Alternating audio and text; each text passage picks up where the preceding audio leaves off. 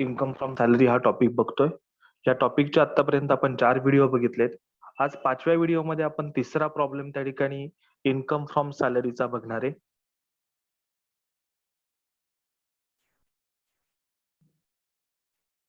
Check करा स्क्रीनवरती तुमच्या problem त्या ठिकाणी आहे. Mr. Dheeraj is working in a software company at Mumbai and he has furnished the following particulars of income for the financial year 2019-20. Financial year 19-20 म्हणजेच previous year असणारे 19-20. Basic salary ₹25,000 per month. Dearness allowance ₹8,000 per month, out of which ₹2,000 per month is considered for retirement benefit. 8,000 रुपये DA प्रत्येक महिन्याला मिळतोय, पण त्यापैकी 2,000 रुपये DA हा ऍप्लिकेबल असणारे for retirement benefit. Bonus ₹40,000. Interest on RPF at 15% is ₹40,000. Employer contribution to RPF is 15% of salary.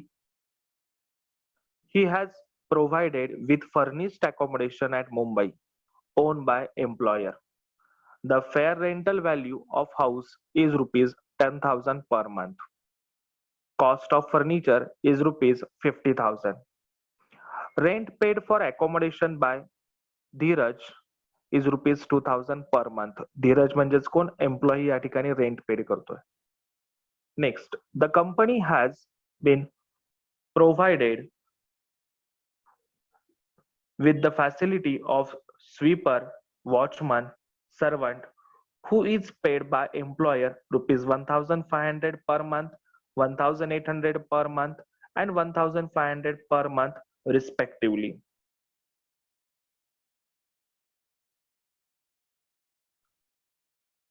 Hospital bill reimbursed by employer ₹35,000.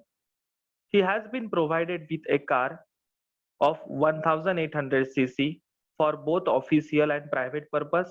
The entire expenses of ₹40,000 on running and maintenance of car borne by the employer. Gas electricity bill paid by employer ₹10,000. Professional tax paid ₹2,500.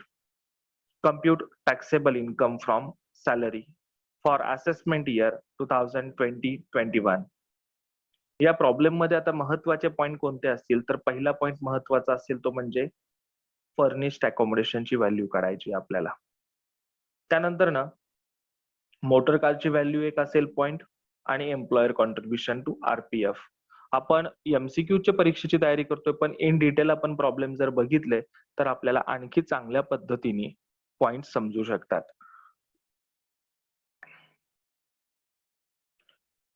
आपल्याला हा problem सोडवायचा या ठिकाणी. आखून घ्यावा सुरुवातीला सगळ्यांनी. Mister Dheeraj, assessment year 2020-21, previous year म्हणजेच financial year 2019-20, computation of taxable income from salary, particulars, amount.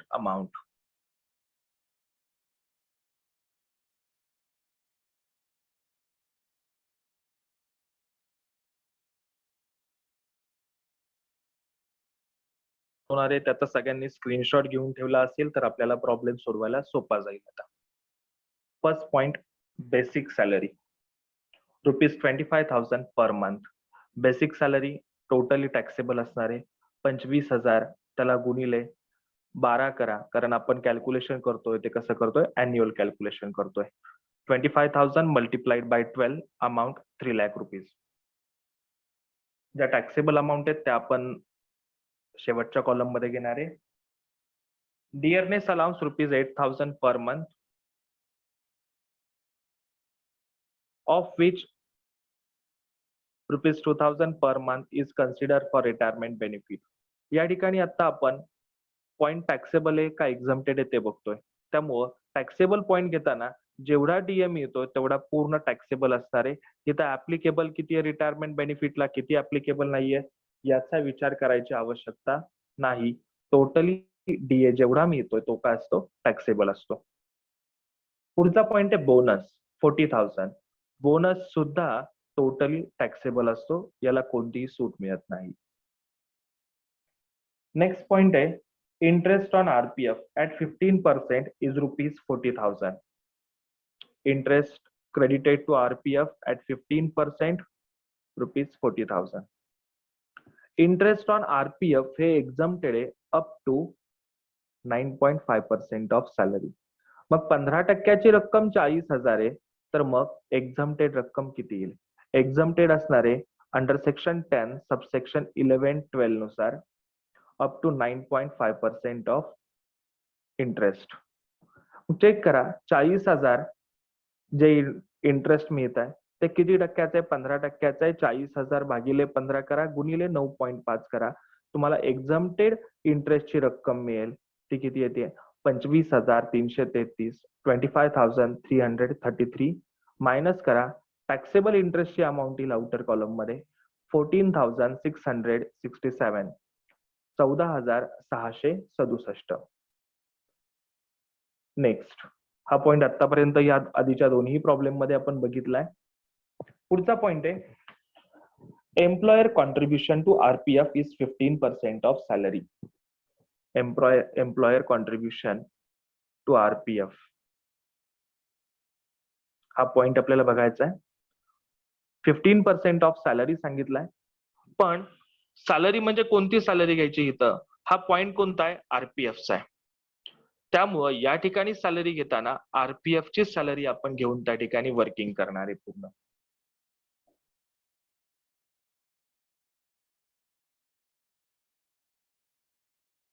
Check करा employer contribution to RPF under section 10 subsection 11-12 कलम 10 उपकलम 11-12 नुसार सुरुवातीला सॅलरी फॉर आरपीएफ यामध्ये बेसिक सॅलरी, डिअरनेस अलाउन्स या ठिकाणी फक्त ऍप्लिकेबल डीए घ्यायचा आहे. डीए आपल्याला मिळतो 8,000 पर मंथ, पण त्यापैकी ऍप्लिकेबल आहे फक्त 2,000 पर मंथ.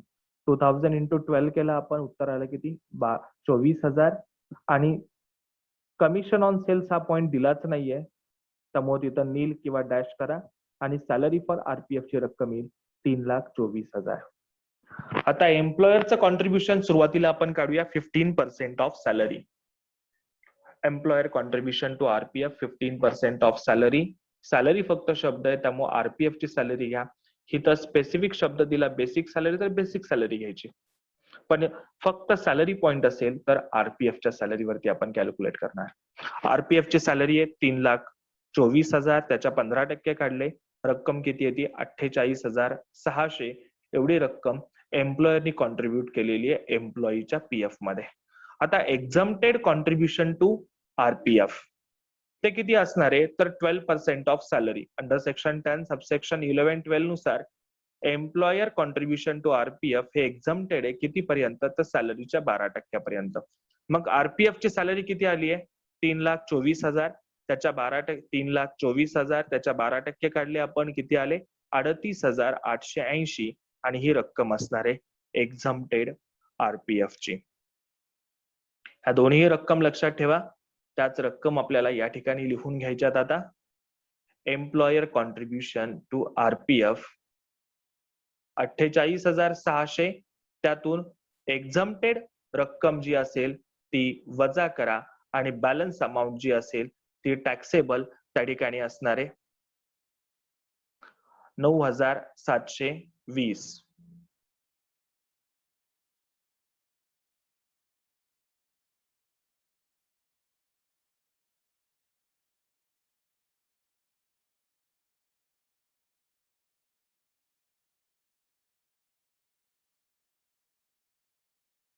पुढचा पॉइंट आहे तो फर्निश्ड अकोमोडेशनचा आहे.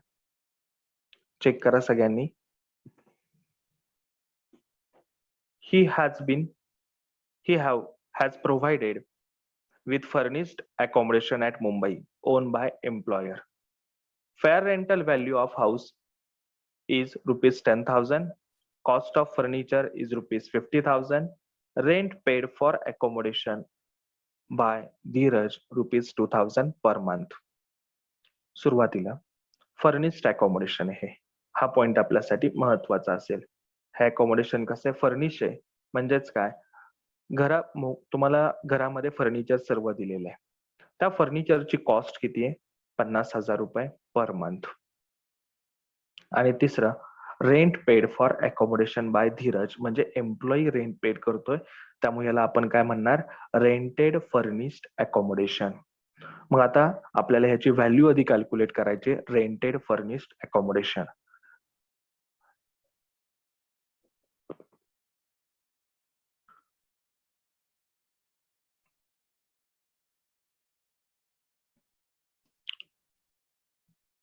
Calculation of value of rented furnished accommodation. या ठिकाणी फर्निचर कंपनीचं स्वतःच आहे का कंपनीने रेंटवरती घेतलंय, याच्यावरती व्हॅल्यू ऑफ अनफर्निश्ड अकोमोडेशन अवलंबून आहे. आपण दुसऱ्या व्हिडिओमध्ये अकोमोडेशनच्या ज्या व्हॅल्यू कशी काढायची हे सर्व कंडिशन्स, त्याच्या ज्या अमेंडमेंट्स आहेत त्या सर्व आपण बघितल्यात, त्यानुसारच आपण या ठिकाणी कॅल्क्युलेशन करणार आहे. चेक करा. First, accommodation on by employer, म्हणजे आपल्याला जो मधला कॉलम आहे तो बघावा लागणार आहे. सिटी मुंबई. या ठिकाणी सिटी कोणती आहे ती महत्वाची आहे, कारण 2001च्या सेन्सस नुसार ज्या शहरांची व्हॅल्यू, पॉप्युलेशन जे हे किती आहे त्याच्यावरती डिपेंड आहे अनफर्निश्ड अकोमोडेशनची व्हॅल्यू. पॉप्युलेशन किती आहे पण 2001च्या सेन्सस नुसार मुंबई शहराचं, तर 25 लाखापेक्षा जास्त. मग 25 लाखापेक्षा जास्त असेल तर व्हॅल्यू किती असेल अनफर्निश्ड अकोमोडेशनची? 10 लाखापेक्षा कमी असेल तर 7.5% सॅलरीच्या, 10 लाख ते 25 लाख असेल तर सॅलरीच्या 10%, आणि त्याच्या पुढं जर असेल म्हणजे 25 लाखापेक्षा जास्त, तर रक्कम किती घेतो आपण? अकोमोडेशनची जी सॅलरी असेल त्याच्या किती घेणार आहे आपण? 15%. मग सुरुवातीला आपल्याला काढावी लागणार आहे salary for accommodation.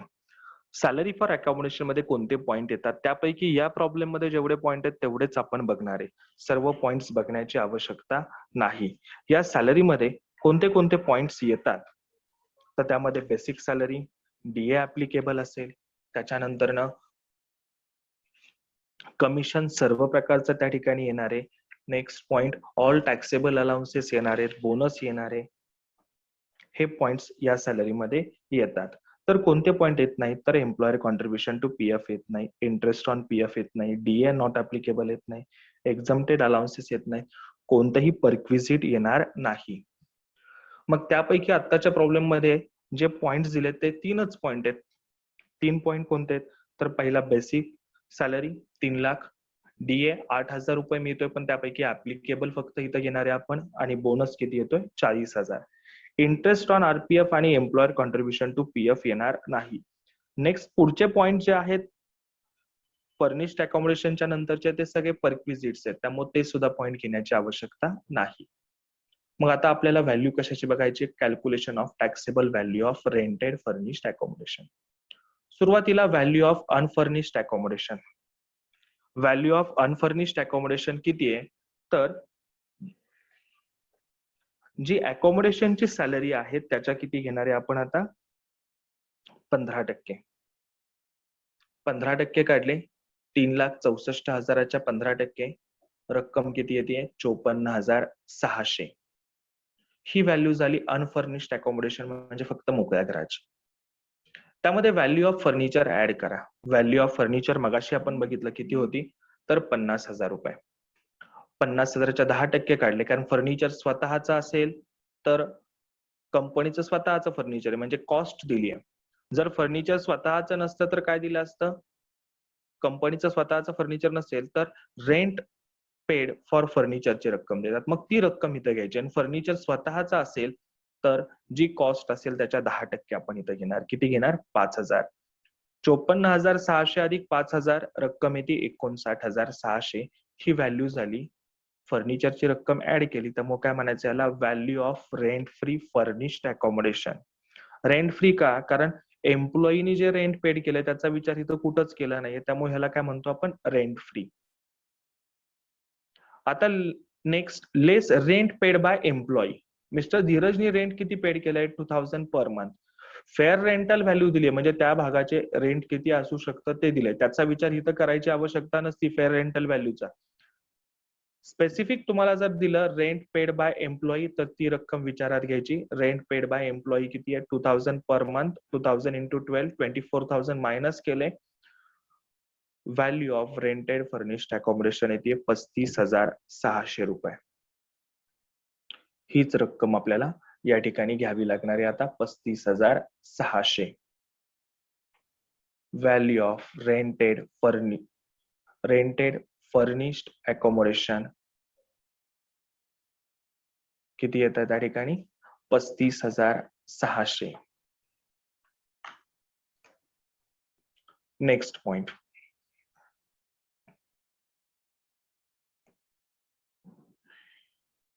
The company has been provided with the facility of sweeper, watchman, servant. It's paid by employer. कंपनीने स्वीपर, वॉचमन आणि सर्वंट हे दिलेले आहेत आणि त्याची सॅलरी कंपनी पेड करते. हा परक्विजिटचा पॉइंट आहे. हा टोटली टॅक्सेबल असणार आहे. जेवढी त्या सर्वंटला सॅलरी दिली जाते ती सॅलरी या ठिकाणी एम्प्लॉईच्या सॅलरीमध्ये टॅक्सेबल म्हणून येणार आहे. स्वीपर सॅलरी 1500 रुपये पर मंथ, 1500 गुणिले 12. वॉचमन सॅलरी 1800 पर मंथ, 1800 गुणिले 12. आणि सर्वंट सॅलरी पुन्हा 1500 गुणिले 12 किती येतील? 18,000. हे रक्कम टॅक्सेबल असतील. ही सर्वंट सॅलरी असेल किंवा सर्वंट अलाउन्स असेल, दोन्ही पॉइंट टोटली टॅक्सेबल आहेत. Next, hospital bill reimburse by employer ₹35,000. Hospital बिलच्या काही कंडिशन्स आहेत. कंडिशन्स काय? तर ट्रीटमेंट कुठं घेतली आहे. ट्रीटमेंट कंपनीच्या हॉस्पिटलमध्ये म्हणजे एम्प्लॉयर हॉस्पिटल किंवा गव्हर्नमेंट हॉस्पिटल घेतली असेल तर टोटली अमाऊंट एक्झम्प्टेड असते. प्रायव्हेट हॉस्पिटलमध्ये घेतली तर टोटली टॅक्सेबल असेल. अब्रॉड मध्ये घेतली तरी टोटली टॅक्सेबल असेल. मग आता हे जर ट्रीटमेंट कुठं घेतली ते काहीच दिलं नाहीये तर अशा वेळेस ट्रीटमेंट प्रायव्हेट हॉस्पिटलमध्ये घेतली असं समजून आपण टॅक्सेबल करतो. किती? 35,000. He has been provided with a car of 1,800 cc for both official and private purpose. The entire expenses of ₹40,000 on running and maintenance of car borne by the employer. Motor car फॅसिलिटीची आपल्याला value काढायची. कंपनीने motor car वापरण्यासाठी दिलेली आहे. इथं transfer of ownership नाही, just use साठी तुम्हाला दिलेली आहे. बरोबर आहे ना? मग मोटर कार तुम्हाला जर वापरण्यासाठी दिली असेल तर त्याची रक्कम किती येते?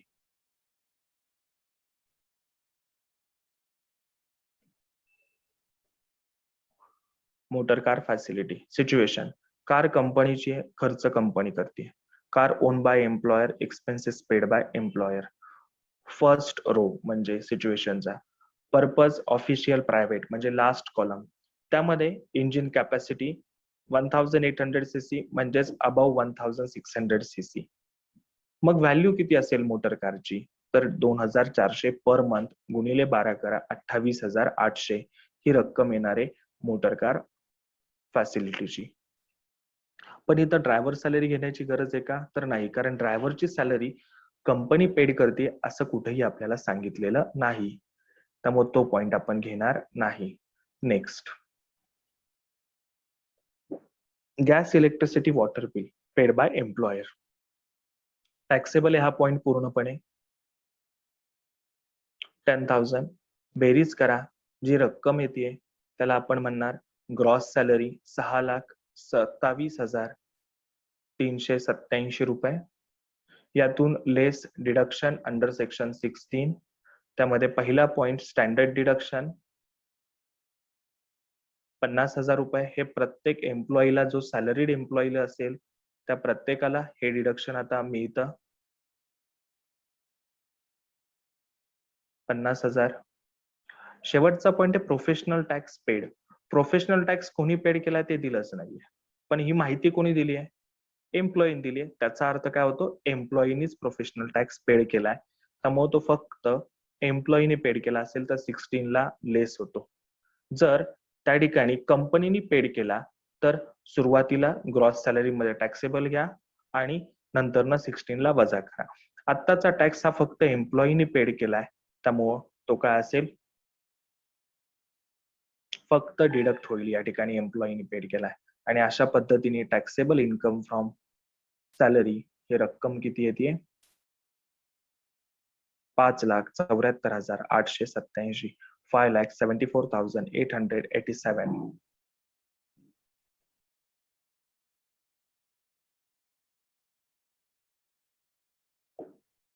सगळ्यांचे मनपूर्वक धन्यवाद. हा प्रॉब्लेम तुम्हाला सगळ्यांना समजला असेल आपण असं समजूया.